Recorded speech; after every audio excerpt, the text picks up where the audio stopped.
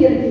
পরমেশ্বর যেমন ভাবো বাড়ি এই শুকনো হাড়গুলো এক জায়গায় হবে। যেমন পরমেশ্বর তার দাসকে বলছে, পরমেশ্বর তার দাসের মাধ্যম দ্বারা, এই যে উপবাসের মাধ্যম দ্বারা পরমেশ্বরের কাছে যেমন পরমেশ্বরের দাস প্রার্থনা করে, পিতাও জানিয়ে দেয় যে যা তুই অমুক সন্তানের নামে, এই নামে সন্তানের নামে প্রচার কর। এর এমন সমস্যা আছে, এর কষ্ট হচ্ছে, এর যন্ত্রণা আছে, বিভিন্ন প্রকার রোগ আছে, একে বের করাতে হবে। এর জন্য ভবিষ্যৎবাণী কর।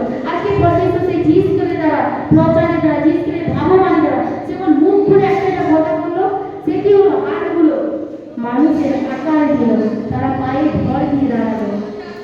যখন দাঁড়ালো তারা দেখলো যে বাহিনীরা মনে, এই জন্য পরমেশ্বর আজ বলছে তোমরা মনে দুঃখকে না নিয়ে আনন্দপূর্বক পরমেশ্বরের কাছে আসো, পরমেশ্বরের মহিমা তোমরা করো। পরমেশ্বর বলে যে ঈশ্বরকে তোমরা ডাকছো, সেই ঈশ্বরের কাছে কিছু নেই এ ভাবো না। তোমরা যখন দেখো কোনো বড় মার্কেটে যাও, এখানে প্রত্যেকে যেমন পাশাপাশি রাধামণি আছে বা বিভিন্ন জায়গায় বড় বড় মার্কেট আছে, যেখানে জামা পোশাক থেকে শুরু করে বিভিন্ন প্রকার যে কোনো ঘরের সামগ্রী, যা কিছু আসবাবপত্র, বিভিন্ন একটা জায়গায় বড় বড় মার্কেট, বড় বড় মল, আমরা দেখি না শপিং মল, যেখানে বিভিন্ন প্রকার যা যাবতীয় মানুষের যেটুকু প্রয়োজনীয় জিনিস সমস্ত প্রকার সেই মলগুলোতে পাওয়া যায়। যেমন পরমেশ্বর আজ আমাদেরকে বলছে আমি তোমার জন্য এমন এক বড় পৃথিবী নির্মাণ করেছি, যার মধ্যে তোমাদেরকে অন্য কোথাও ছুটে যেতে হবে না। তোমাদের যা কিছু দরকার তোমরা এই পৃথিবীতেই পাবে। কখন পাবে? যদি তুমি বিশ্বাস করো, প্রার্থনা করো, যদি বিশ্বাস করো যে পিতা তুমি শুকনো হাড়ে যদি ভবিষ্যৎবাণী তোমার দাসের মাধ্যম দ্বারা করাতে যদি ও জীবন পেতে পারে, আজ প্রভু তোমার দাসের প্রার্থনা দ্বারা আমার জীবনেও চমৎকার তুমি করবে। আমরা সাক্ষ্য যখন দেখি, বিশ্বাস করি যে পিতা এর সাক্ষ্য যদি ও মায়ের হতে পারে, এর সাক্ষ্য যদি ও বাবার হতে পারে, আমার জীবনে কেন হবে? তুমি কি ওর প্রার্থনা শোনো, আমার শোনো না? পিতা কাউকে মুখাপেক্ষা করে না, মনুষ্য মুখাপেক্ষা করে। তোমরা এমন এক ঈশ্বরকে পেয়েছো যে ঈশ্বর কারো মুখ দেখে বিচার করে না, কারো মুখ দেখে বিচার করে। পরমেশ্বর অন্তর দেখে প্রতিফল দেয়। পরমেশ্বর হচ্ছে আমি তো অন্তঃকরণের পরীক্ষা হইয়া থাকি। আজ পরমেশ্বর তোমাদেরকে বচন দেওয়া বলে তোমরা এই স্থানে যে এসেছো, অভিষিক্ত স্থানে, তোমরা কেন এসে এখানে প্রার্থনা করবা? অভিষিক্ত স্থানে আসা কেন তোমাদের দরকার? আমরা বচন দ্বারা করবো। তো বাইরের জায়গা আছে, হলো দ্বিতীয় বংশাবলীতে যাবো। পরমেশ্বর কি বলছে? দ্বিতীয় বংশাবলী 7 অধ্যায় 12 পদ আমরা পড়বো। এখানে পরমেশ্বর কি বলছে? পরমেশ্বরের কাছে দাউদের পুত্র সলোমন, সে কি ছিল? যখন তাকে রাজপদে বসানো হয়, সে রাজার পদে বসে সে প্রার্থনা করছে পরমেশ্বরের কাছে। কেমন করে? সে পরমেশ্বরকে বলছে যে পিতা এই পৃথিবীতে এই যে এত বড় দেশে আমাকে যে রাজপদে বসিয়েছ, রাজার পদে বসার জন্য, এদের ভেতরে এদের সামনে দিয়ে ঢোকার জন্য, বাইরে আসার জন্য, বা এদের কোনো বিচার করার জন্য তুমি আমাকে বুদ্ধিজ্ঞান প্রদান করো। বুদ্ধিজ্ঞানের সাথে সাথে কি করলো পরমেশ্বর? সে পরমেশ্বরের কাছে চাইতে থাকো এক গৃহ নির্মাণ করে, যেখানে কি এক পরমেশ্বরের জন্য একটা গৃহ বাড়ি নির্মাণ করছে, যেখানে যতজন আসবে সে গৃহেতে প্রার্থনা করবে। পরমেশ্বর যাতে তার প্রার্থনা শুনে পিতার কাছে বলতে আছে, হাঁটু পেতে হাত তুলে অঞ্জলি বিস্তার করে পরমেশ্বরের কাছে বলছে পিতা তোমার সন্তানেরা যারা কোনো অপরাধ করবে, যারা কোনো অন্যায় করবে, যারা প্রভু রোগে পড়বে, যারা কোনো মহামারীতে পড়ে যাবে, যাদের কোনো শস্য হবে না বা পৃথিবীতে বৃষ্টি আসবে না, পিতা তুমি তাদের প্রার্থনাকে শুনো। কিন্তু পরমেশ্বর তার প্রার্থনা শুনছে কেমন করে? আমরা পড়বো, তারপরে দেখো এখানে কি বলছে 7 অধ্যায় 12 পদে। পরে সদাপ্রভু রাত্রিতে সলোমনকে দর্শন দিয়া কহিলেন, আমি তোমার প্রার্থনা শুনিয়াছি। পরমেশ্বর কি বলছে? যে আমি তোমার প্রার্থনাকে শুনিয়াছি। সেই সন্তান দাউদের পুত্র তিনি যে পিতার কাছে হাঁটু পেতে সেই গৃহেতে যে গৃহ নির্মাণ করেছে, তার সেই গৃহেতে এসে হাত উঠিয়ে পিতার কাছে প্রার্থনা করছে, পিতা এই গৃহেতে যে কেউ তোমার কাছে আসবে, এসে যখন তার রোগের কথা জানাবে, তার কষ্টের কথা জানাবে, তার দরিদ্রতার কথা সে তোমার কাছে বলবে, তুমি প্রত্যেকের প্রার্থনাকে শুনবে, তুমি তাদের প্রার্থনাকে গ্রহণ করবে। তখন পিতা তাকে দর্শন দেয়, সে তো জানিয়ে দিয়েছে পিতাকে, পিতা তাকে দর্শন দ্বারা এই বাক্য দ্বারা বলছে, তখন সলোমনকে দর্শন স্বপ্নের মাধ্যমে দ্বারা জানাচ্ছে যে আমি তোমার প্রার্থনাকে গ্রহণ করেছি, আমি তোমার প্রার্থনাকে শুনেছি, আমি তোমার এই গৃহকে যে গৃহকে তুমি এই স্থানে আমার জন্য মনোনীত করেছ, আমার জন্য তুমি এই গৃহকে মনোনীত করেছো, আমি একে মনের মতন করে বেছে নিয়েছি, আমি মনোনীত করেছি একটা পবিত্র স্থান। আমি যদি আকাশ রুদ্ধ করি, যদি পৃথিবীতে বৃষ্টি না হয়, রুদ্ধ মানে আকাশ থেকে যদি বৃষ্টি না আসে, আর যদি কিংবা বিনষ্ট করিতে পঙ্গপালদিগকে আজ্ঞা করি, অথবা আপন প্রজাদের মধ্যে মহামারী প্রেরণ করি, আবার 14 বছর দেখো, আমার প্রজা যাহাদের উপরে আমার নাম কৃতিত্ব হইয়াছে, তাহারা যদি নম্র হইয়া প্রার্থনা করে ও আমার মুখে অন্বেষণ করে এবং আপনাদের কুফল হইতে ফিরে, তবে আমি স্বর্গ হইতে তাহা শুনিব, তাহাদের পাপকে ক্ষমা করিব ও তাহাদের দেশকে আরোগ্য করিব। পরমেশ্বর এখানে উত্তর দিচ্ছে যে আমার সন্তানেরা যাদের উপরে আমার নাম আছে, যাদের উপরে আমার নামের কি কৃতিত্ব, প্রত্যেকটা সন্তানকে পরমেশ্বর সৃষ্টি করছে, যত জনের উপরে পরমেশ্বরের দয়া আছে, আশীষ আছে, নাম আছে পরমেশ্বরের উপরে, পরমেশ্বর তাদেরকে বলছে প্রত্যেক জন যদি তার রোগের জন্য এই গৃহে এসে প্রার্থনা করে, যদি তার কোনো শস্য হচ্ছে না প্রার্থনা করে, যদি তার কোনো কাজ নেই প্রার্থনা করে, যদি তার কোনো দরিদ্রতা নিয়ে প্রার্থনা করে, যদি তার কোনো সমস্যা নিয়ে পরমেশ্বরের গৃহেতে এসে, হতে পারে তার 10 বছর, হতে পারে 5 বছর, হতে পারে 25 বছর, সে ঠিক হতে পারছে না, তার সমস্যা থেকে বেরোতে পারছে না, পরমেশ্বর বলছে আমি তাকে বের করাবো। কখন বের করাবে? যখন পরমেশ্বর বলছে সে নম্র হয়ে কি করবে? প্রার্থনা করবে। সে পরমেশ্বরের একজন দাস সলেমন, সে যখন সেই গৃহের কাছে বিনতি পূর্বক পিতার কাছে বলতে দেবে, পিতা এই গৃহে তো আমি নির্মাণ করেছি তোমার জন্যে, যেখানে তোমার নাম থাকবে, যেখানে যেসব সন্তানেরা আসবে তারা তো তোমার কাছে প্রার্থনা করবে, পিতা তুমি শুনবে। আর পিতা তাকে উত্তর দিচ্ছে, আরে আমার সন্তানেরা যারা আমার কাছে এই গৃহেতে এসে, আমি এই গৃহকে তো মনোনীত করেছি, কিন্তু এখানে যে কেউ এসে আমার কাছে নম্র হয়ে তার কষ্টের কথা জানাবে, হয়তো মহামারী হতে পারে, হয়তো যা কিছু হতে পারে, সেই সময় ছিল মহামারী, আমাদের সময় কি হচ্ছে কোভিড, বিভিন্ন প্রকার কি ভাইরাস, প্রভৃতি ভবিষ্যৎবাণী হচ্ছে বাইরে হচ্ছে ভাইরাস, কিন্তু আমাদের প্রার্থনা দ্বারা দেখো আমাদের দেশকে কি নষ্ট হতে দেয়নি, পরমেশ্বর রক্ষা করছে। যদিও মহামারী ভাইরাস যা কিছু আছে তুমি প্রার্থনা করো, পরমেশ্বর বলছে তোমাকে সুরক্ষিত রাখবে, তোমার ফ্যামিলিকে সুস্থতা রাখবে। তারপর পরমেশ্বর বলছে আরে তোর পড়বে আশেপাশের জল, তোর কোনো আমি ক্ষতি হতে দেবো না। কখন দেবে না? তুমি যখন প্রার্থনাতে মজবুত হবে, যখন তোমার প্রার্থনা পিতার কাছে তুমি করতে থাকবে, হাত উঠাতে থাকবে পরমেশ্বরের কাছে, কোনো মানুষের কাছে নয়। পরমেশ্বর বলছে যে কি মনুষ্যকে নির্ভর করে সে সাপগ্রস্ত, কিন্তু যে সদাপ্রভুতে নির্ভর করে সে কি জলের ধারে রোপিত বৃক্ষের ন্যায়। জলের ধারে রোপিত বৃক্ষ আমরা জানি যে গাছ জলের ধারে থাকে, সে গাছ কখনো চিন্তা করে না আমি কোথা থেকে জল পাবো, কি করে আমার ফল আসবে, কি করে আমার পাতা সতেজ থাকবে। তেমনই পরমেশ্বর বলছে তুমি যদি পিতার সাথে কানেক্ট থাকো, তুমি যদি সমস্ত কথা, সমস্ত তোমার দুঃখ যন্ত্রণা যদি পরমেশ্বরকে জানাও, পরমেশ্বর বলছে তুমি সেই গাছের মতো, তোমাকে চিন্তা করবে, তোমার শিকড়টা তো জলের সাথে যুক্ত আছে, তোমার শিকড়, তোমার ভিত্তিটা কোথায় আছে, তুমি ভরে উঠছো পরমেশ্বরকে, তোমার মনে কথা জানাচ্ছ, তুমি রাত্রিতে যাচ্ছ, দুপুরে সর্বদা পরমেশ্বরের কাছে তোমার নিবেদন জানাচ্ছ, বিনতি জানাচ্ছ, পরমেশ্বর বলছে আমি তোমাকে সেই গাছের মতো করবো, যে গাছ চিন্তা করে না আমার পাতা কিভাবে কি সুন্দর থাকবে, আমার রূপ কিভাবে ঠিক থাকবে। তেমনই পরমেশ্বর আমাদের বোঝায় তোর সন্তানকে নিয়ে তোকে ভাবতে হবে না, তোর পরিবারকে নিয়ে ভাবতে হবে না, পরমেশ্বর ঠিক করবে। আমাদের জীবনে অনেক পরীক্ষা আসে, আমরা যেন পিছিয়ে না পড়ি, যে আমরা পিতার গেতে যাচ্ছি, পরমেশ্বরের দাস তো আমাদের নামে অনেক ভবিষ্যৎবাণী করছে, তবু আমার জীবনে কষ্ট কেন? পরমেশ্বর বোঝায় পরীক্ষার পরেই তো তুমি জীবন মুকুট পাবে, তুমি যদি জয়ী হও তোমাকে স্থির থাকতে হবে। প্রভু যিশু কি করেছিল? প্রভু যিশু তিনি পরমেশ্বরের পবিত্র পুত্র, তার জীবনে পরীক্ষা এসেছিল, যখন উপবাস করেছে কি নেমে আসে, উপবাস করে আসে, তার 40 দিন হয়ে যায়, তখন তার জীবনে পরীক্ষা আসছিল। শয়তান কি বলছিল? বিভিন্ন প্রকার পরীক্ষা হচ্ছিল, তাকে প্রণাম করতে বলেছিল, ওপর থেকে ঝাঁপ দিতে বলেছিল, পাথরগুলোকে রুটি হতে বলছিল, কিন্তু প্রভু জানে এ তো আমার পরীক্ষা করার জন্য আসছে।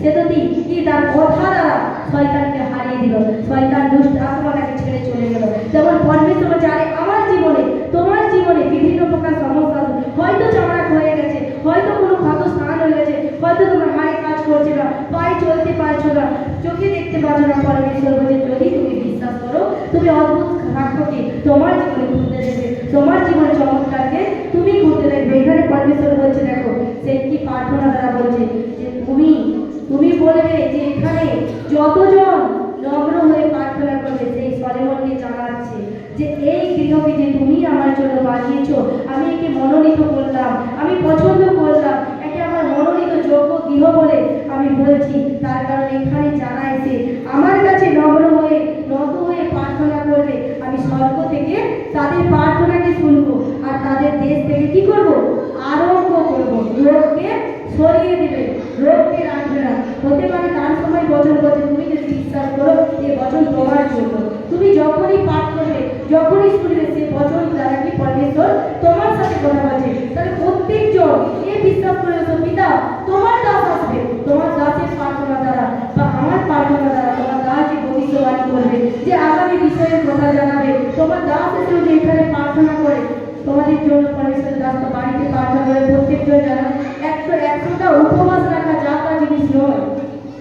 পরমেশ্বর বলে তোমাদেরও প্রার্থনা করা দরকার পরমেশ্বরের দাসের জন্য। শুধু যে পরমেশ্বরের দাস আমাদের জন্য দিবারাত্র প্রার্থনা করবে এমন নয়, তোমাদের প্রার্থনা দ্বারাও তার জন্য কি সামর্থ্য আরো নেমে আসবে, যাতে পরমেশ্বরের দাস আমাদের কাছে এসে আমার জীবনে আরো চমৎকার সাক্ষ্য বলে। পরমেশ্বরের দাসের জন্য আমাদের ভক্তিপূর্বক প্রার্থনা করা দরকার। তারপরে দেখো এখানে কি বলছে, পরবর্তী বলছে, দেখো এই স্থানে যে প্রার্থনা হইবে তাহার প্রতি এখন আমার চক্ষু উন্মীলিত ও কর্ণ অবহিত থাকবে। তাহলে এই স্থানে, যে স্থানে তোমরা এসেছো, সেই স্থানে যখন এসে যে কোনো বিষয়ে পরমেশ্বরের দাস প্রার্থনা করো কি তোমরা প্রার্থনা করো, যে কেউ প্রার্থনা করবে, পরমেশ্বর বলছে তার প্রার্থনার প্রতি আমার চোখ খোলা থাকবে, তাদের প্রতি আমার দৃষ্টি থাকবে, আমার নজর থাকবে, আমার কানও তাদের প্রতি খোলা থাকবে। তারা যে কেউ প্রার্থনা করবে, যখন নম্র হয়ে বিনতি পূর্বক আমার কাছে তার চোখে কোটি জল বেরিয়ে মনের কষ্টকে জানাবে, সে পরমেশ্বর তার বিনতি প্রার্থনা কখনো ব্যর্থ হতে দিবে না। পরমেশ্বর তারপরে বলছে, দেখো 16 অধ্যায় বলছে, দেখো 16 বলে, কেননা এই গৃহে যেন আমার নাম চিরকালের জন্য থাকে। যে গৃহেতে তোমরা যে প্রার্থনা করছো, প্রভু কেন চমৎকার করবে, কেন তার জীবনে আশীর্বাদ করবে, যেন পরমেশ্বরের নামের মহিমা করা হয় চিরকালের জন্য। এই জন্য আমি এখন ইহা মনোনীত পবিত্র করিলাম এবং এই স্থানে প্রতিনিয়ত আমার চক্ষু ও আমার চিত্ত থাকবে। প্রতিটা নিয়ত, প্রতিটা রবিবার পরমেশ্বর বলছে, প্রতিটা রবিবার কি পরমেশ্বর এখানে তার সন্তানেরা যখন প্রার্থনা করবে, তাদের প্রার্থনার প্রতি পরমেশ্বর কানকে খোলা রাখবে। কারণ পরমেশ্বর বলছে আমার কর্ণ মদির নয়, আমি কানে কানা নয় যে শুনতে পাই না। তোমরা এটা ভাবো না যে তোমরা যে চাইছো আমি দিতে সঙ্গে সঙ্গে পাচ্ছ না, মানে এটা না ভাবো যে আমার পিতার হাত ছোট, আমার পিতা দিতে পারছে না, আমার পিতা তো স্বর্গে আছে, আমাকে কি করে দেবে। আরে তুমি আসতেও যদি কোনো কথা বলে প্রার্থনা করো, যখন তোমাদের সাক্ষীও, তাহলে পিতা কি জীবিত নাকি, আমরা সেখানেই বুঝতে পারি পরমেশ্বর জীবন্ত ঈশ্বর, পরমেশ্বরের বাক্য কার্য সাধক। যেখান থেকে আমরা যে বিষয়ে প্রার্থনা করি, পরমেশ্বর স্বর্গ থেকে সে প্রার্থনা শুনতে পাচ্ছে, তার পবিত্র আত্মা দ্বারা আমাদেরকে রক্ষা করছে। তো আমাদের উচিত এই পবিত্র গৃহেতে আসা। পরমেশ্বর জানিয়ে দিল যে গৃহকে আমি পবিত্র করলাম, এখানে এসে যে কেউ নম্র হয়ে প্রার্থনা করি।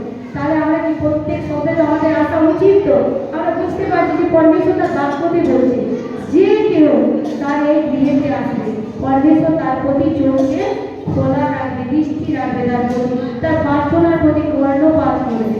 তো আমরা এ না ভাবি যে পিতা আমি তো প্রার্থনা করছি তুমি শুনছো না, পরমেশ্বর শুনছে তোমার প্রার্থনা, তোমাকে সঠিক সময় তোমার যখন যেটা দেওয়ার পরমেশ্বর উপযুক্ত সময়ে তোমাকে দেবে।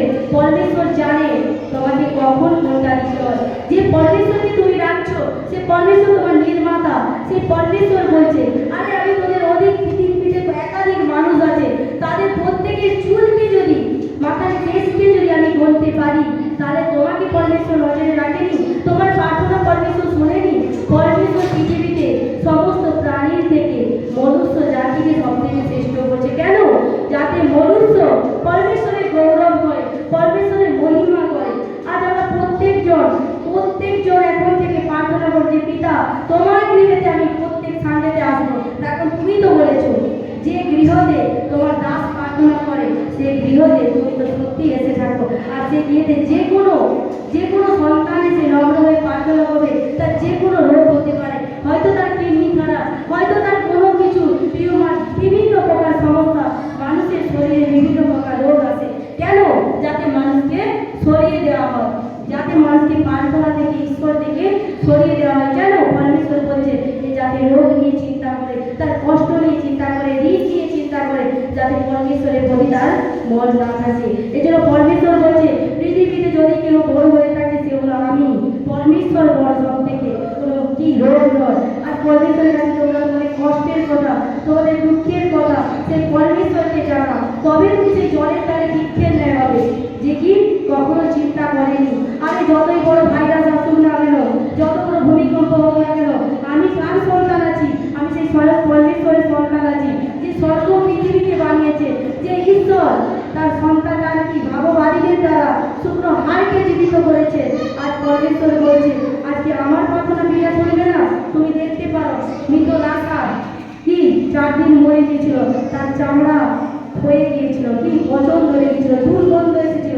তার বোনেরা কি বললো, প্রভু এই তো 4 দিন মারা গেছে, এ কি গন্ধ হচ্ছে, দুর্গন্ধ উঠবে, যার গন্ধ উঠবে। 4 দিন মারা যাওয়া মানে কি, কবরে দেওয়া মানে তার কি কোনো কি দুর্গন্ধ কি উঠবে, তার মধ্যে দুর্গন্ধ উঠবে। কেন? যে 4 দিনে কি পচে গেছে।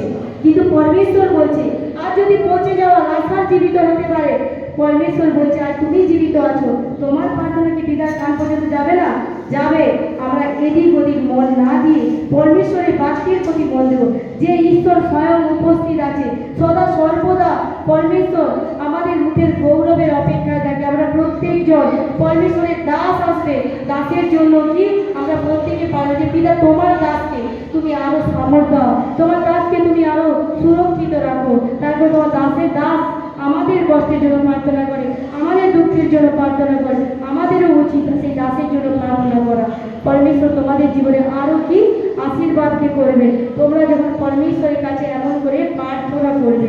তো পরমেশ্বরকে ধন্যবাদ করি, পিতা মহান তার প্রচারের জন্য তার দাসীকে পাঠিয়েছেন।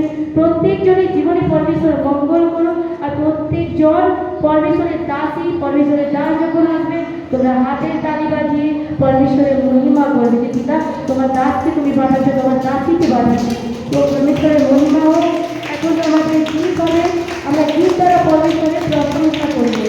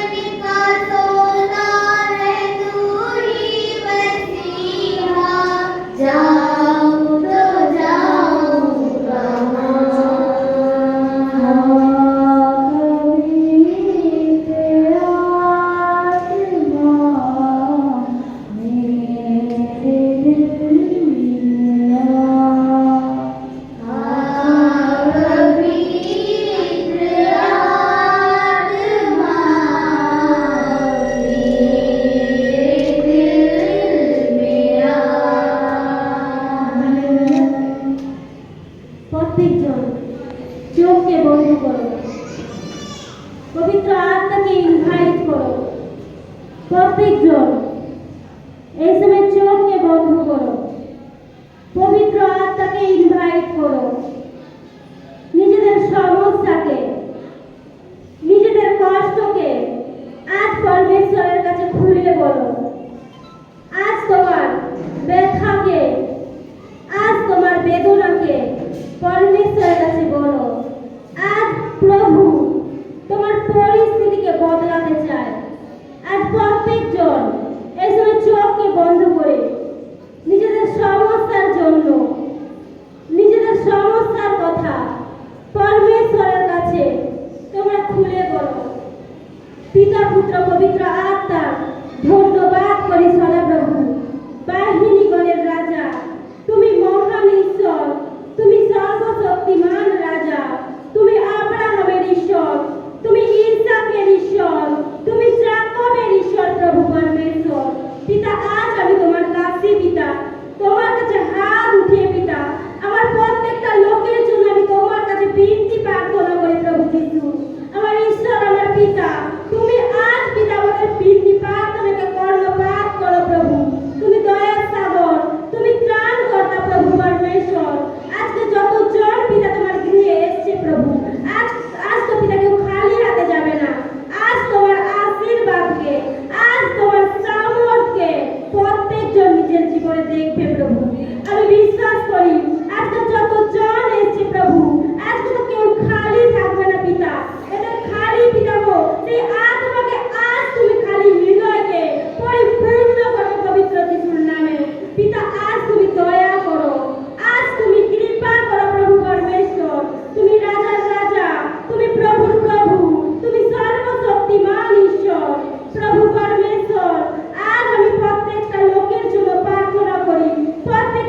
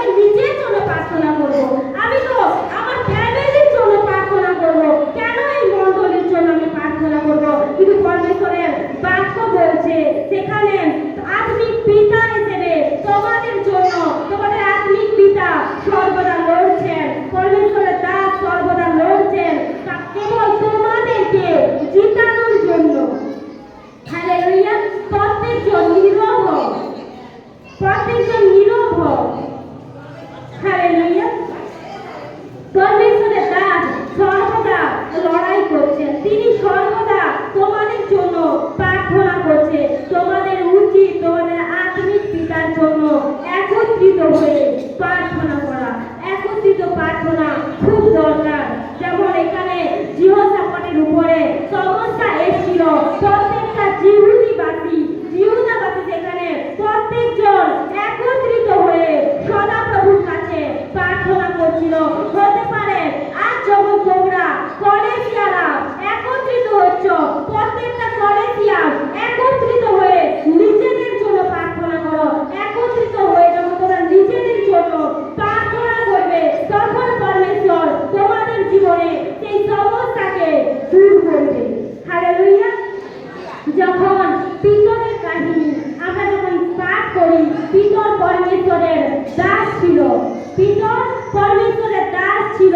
সে একজন অভিষিক্ত ব্যক্তি ছিল।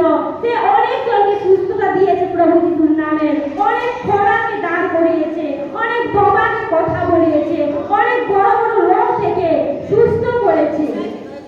কিন্তু যখন পিতর সমস্যায় পড়ে, যখন পিতরকে প্রভু যিশুর নামের কারণে তাকে যখন কারারুদ্ধ করা হয়, কারাগারে বন্দী করা হয়, তখন তার প্রত্যেকটা মণ্ডলীর ব্যক্তি, প্রত্যেকটা কলেসিয়া সেই পিতরের জন্য যখন প্রার্থনা করে, তখন পবিত্র আত্মা পরমেশ্বরের দূত পিতরকে সেই কারাগার থেকে উদ্ধার করছিল। আজ তোমাদের প্রার্থনা পরমেশ্বরের দাসের জীবনে উন্নতিকে সাধন করবে, পরমেশ্বরের দাসের জীবনে সেই উন্নতিকে আনবে। সেই জায়গায় পরমেশ্বরের দাসকে নিয়ে যাবে, সেখানে পরমেশ্বরের দাসের মধ্যে সেই অভিষেককে পরমেশ্বর দেবে। এখানে যেমন আমরা যদি পাঠ করি প্রেরিত তার 12 অধ্যায়ের 5 পদ, তার আগে যদি পাঠ করি সেখানে লেখা আছে 4 অধ্যায় যদি পাঠ করি 12, তিনি তাহাকে ধরিয়া কারাগারে রাখিলেন এবং তাহাকে পাহারা দিবার জন্য 4 জনের দল, এমন 4 দল সেনার নিকটে সমর্পণ করিলেন। মনে করিলেন নিস্তার পর্বের পরে তাহাকে লোকদের কাছে আনিয়া উপস্থিত করিবেন। 5 এই রূপে পিতর কারাবদ্ধ থাকিলেন, কিন্তু মণ্ডলী কর্তৃক তাহার বিষয়ে ঈশ্বরের নিকটে একাগ্রভাবে প্রার্থনা হইতেছিল। আজকে যখন পিতর তাদের প্রফেট, তাদের পরমেশ্বরের দাস, তাদের আত্মিক পিতা, তাদের পরমেশ্বরের দাস, যে শিক্ষাগুরু, যার কাছ থেকে তারা শিক্ষাকে পেত, যার মধ্য দিয়ে পরমেশ্বরের বাক্যকে তারা জানতো, প্রভু যিশুর বাক্যকে তারা জানতো, যার মধ্য দিয়ে তারা আত্মিক জ্ঞানকে উপার্জন করত, যার মধ্য দিয়ে সেই অভিষেকের মধ্য দিয়ে তারা সুস্থতা পেত, তারা সেই কঠিন পরিস্থিতি থেকে বের হতো, যার মধ্য দিয়ে সেই আত্মিক পিতা যখন পরমেশ্বরের দাস যখন তিনি কারাবদ্ধ হলেন, তখন সেখানে প্রত্যেকজন তার মণ্ডলী কর্তৃক একত্রিত হয়ে প্রত্যেকজন পরমেশ্বরের দাসের জন্য, পিতরের জন্য প্রার্থনা করছে।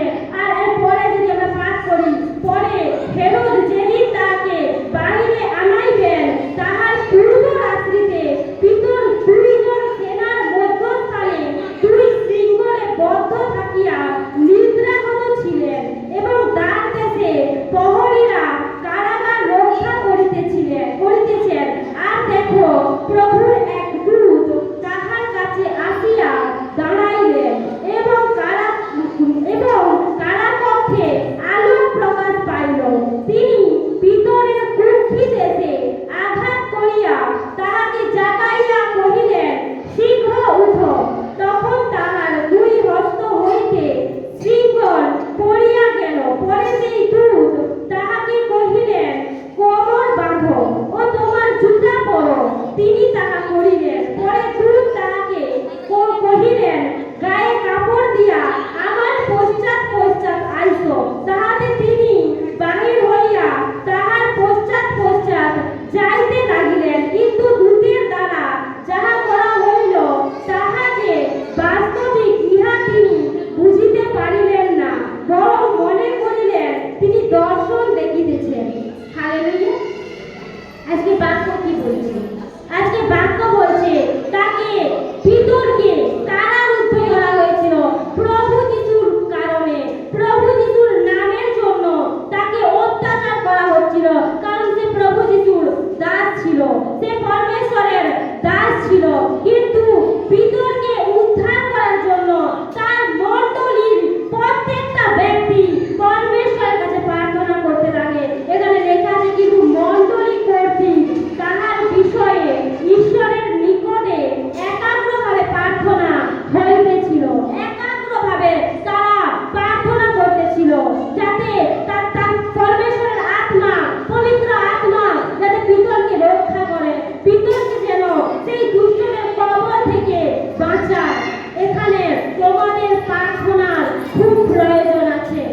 পরমেশ্বরের দাসের জন্য প্রত্যেকজনের বৃত্তি প্রার্থনা পরমেশ্বরের পরমেশ্বরের দাসের সেই জায়গাকে নিয়ে যাবে, পরমেশ্বরের দাসকে আরো উন্নত জায়গায় নিয়ে যাবে। পরমেশ্বরের দাসের জীবনে দুষ্ট আত্মা কোনো প্রকার কাজ করতে পারবে না যখন তোমরা প্রার্থনা করবে।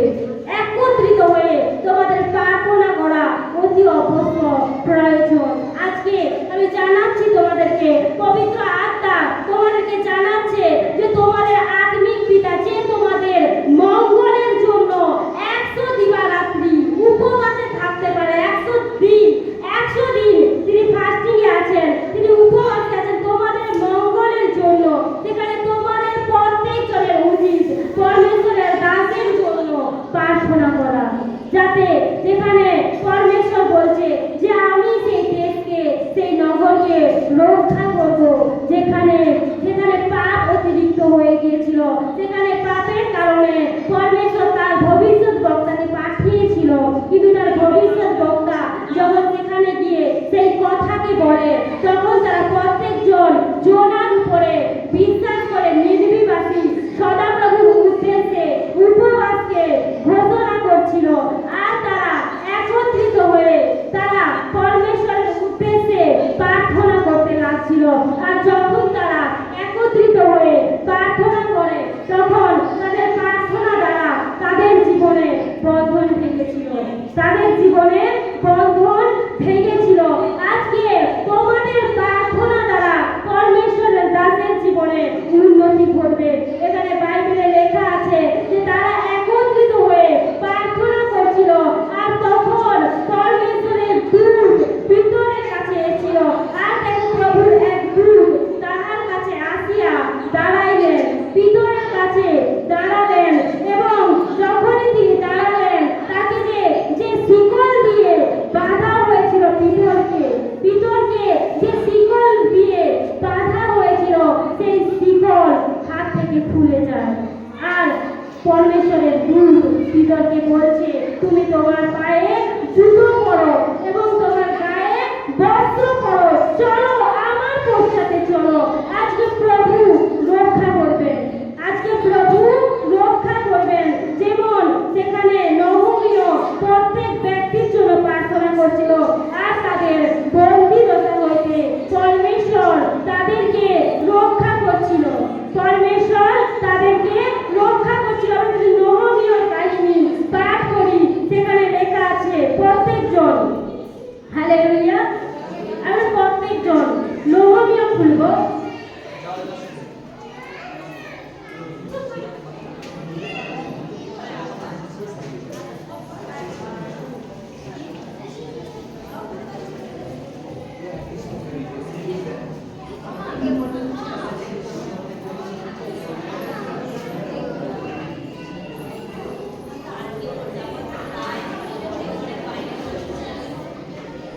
হালেলুয়া, আমরা সেই বাক্যে দেখব নহমীয় তার 1 অধ্যায়ের 4 পদ। এই কথা শুনিয়া আমি কিছুদিন বসিয়া রোদন ও শোক করিলাম এবং স্বর্গের ঈশ্বরের সাক্ষাতে উপবাস ও প্রার্থনা করিলাম। এখানে লেখা আছে তখন তাহারা আমাকে কহিল সেই অবশিষ্ট লোকেরা, অর্থাৎ যাহারা বন্দিদশা হইতে অবশিষ্ট থাকিয়া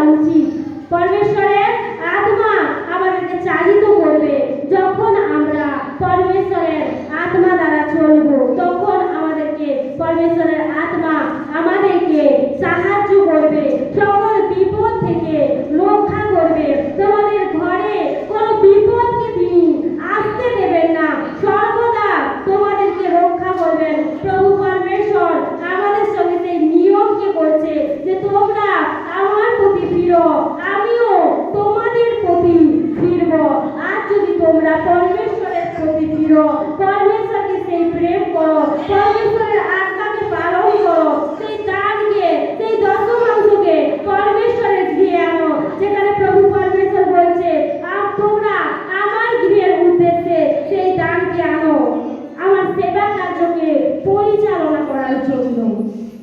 হালেলুয়া। তোমরা পরমেশ্বরের আজ্ঞাকে পালন করো। এখানে যখন নহমীয় প্রার্থনা করে তাদের বন্দী দশা হইতে তারা রক্ষা পেয়েছিল, আজকে পরমেশ্বরের দাস তোমাদের জন্য প্রার্থনা করছে যাতে তোমরা যে বন্দী আছো, সমস্যার মধ্যে তোমাদেরকে দুষ্টু আত্মা যে পাপের মধ্যে বন্দী রেখেছে, যে রোগের মধ্যে বন্দী রেখেছে, যে সমস্যার মধ্যে বন্দী রেখেছে, সেখান থেকে যেন তোমরা বের হতে পারো। পরমেশ্বরের কাছে তোমরাও প্রার্থনা করো। তোমাদের প্রার্থনা খুব প্রয়োজন আছে। তোমরা এটা কেউ না ভাবো যে পরমেশ্বরের দাস তো আমাদের জন্য প্রার্থনা করছে, আমাদের জন্য বিনতি করছে, তো আমি প্রার্থনা কম করলেও কোনো যায় আসে না, এমন কেউ না করো। তোমরা প্রার্থনা করো, সেই পরমেশ্বরের দাসের জন্য প্রার্থনা করো। কতজন এই সময় পরমেশ্বরের দাসের জন্য প্রার্থনা করার জন্য প্রস্তুত, যে আমি আমার আত্মিক পিতার জন্য প্রার্থনা করার জন্য প্রস্তুত? হালেলুয়া।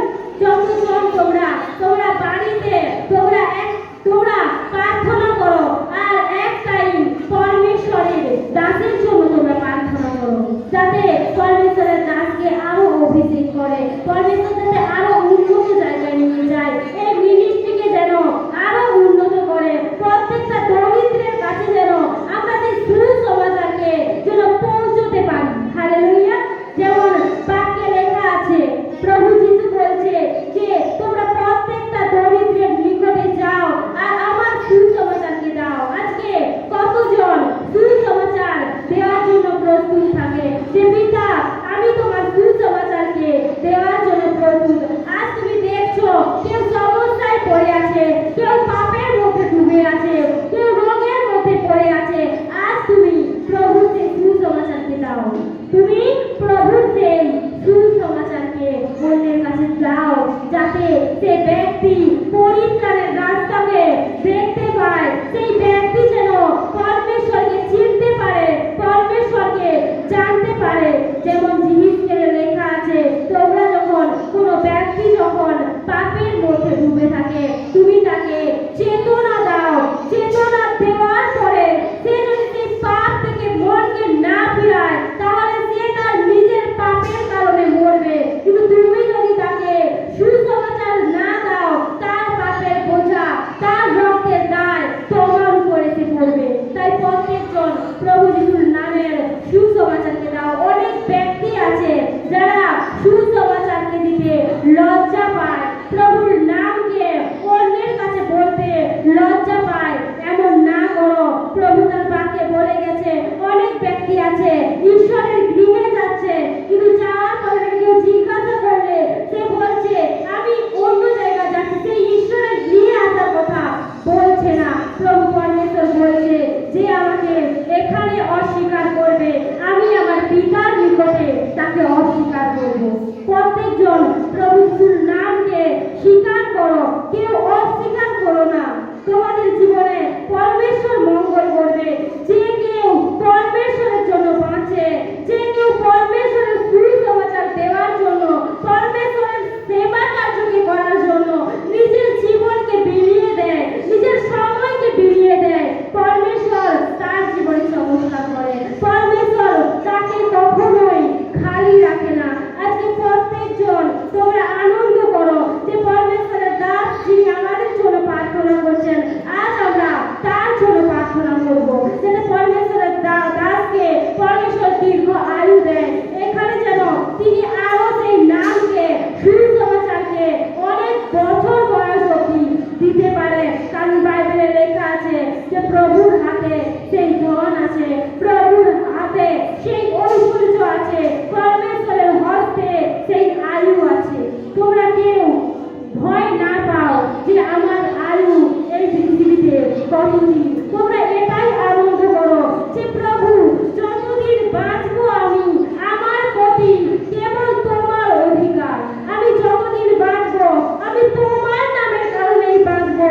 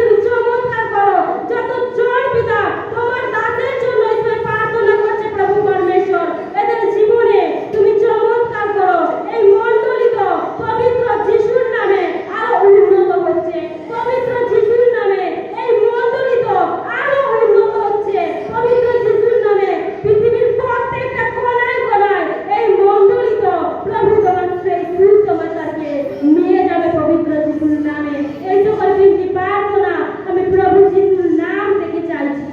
Amen, amen.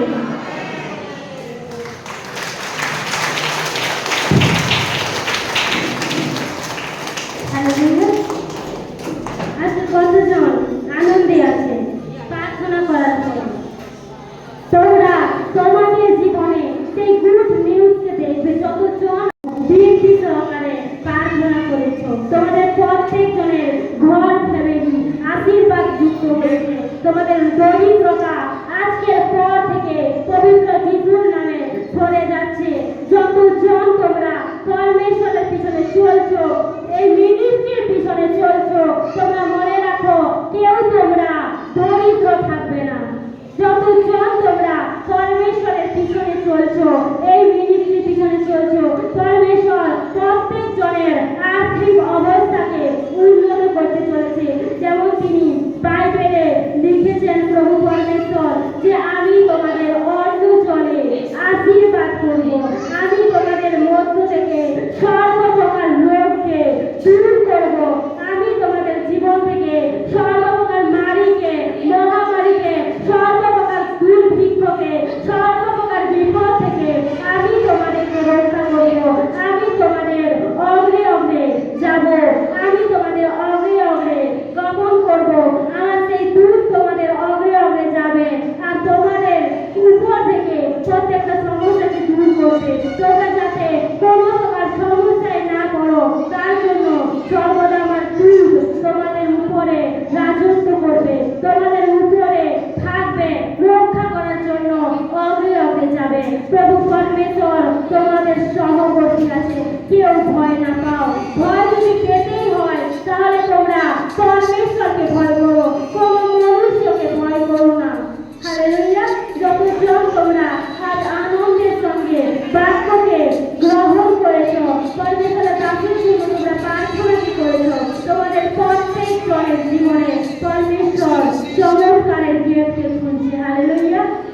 আর তোমাদের আমেন উঁচা তো তোমাদের জীবনে আশীর্বাদ উঁচা। হালেলুয়া। কেউ আশীর্বাদ নিতে চায় না? হালেলুয়া। আর যতজন তোমরা বিশ্বাসের সঙ্গে প্রার্থনাকে রিসিভ করেছো, বাক্যকে রিসিভ করেছো, পরমেশ্বর প্রত্যেক জনের জীবনে চমৎকার করবে। হালেলুয়া।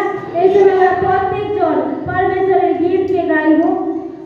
প্রত্যেকজন নিজের নিজের জায়গায় উঠে দাঁড়াও, নেচে গিয়ে আজ পরমেশ্বরের মহিমাকে করো, পরমেশ্বরের গীতকে গাও। আজ তোমাদের জীবনে চমৎকার করবে পরমেশ্বর। যেমন দাউদ যুদ্ধে জেতার পরে নাচতো উন্মাদ হয়ে, আজ তোমরা নাচো যে আজ তোমরা যুদ্ধে জিতে গেছো, আজ তোমরা সকল প্রকার সমস্যা থেকে জিতে গেছো, সবকিছুর উদ্দেশ্যে তোমরা জিতে গেছো। প্রত্যেকজন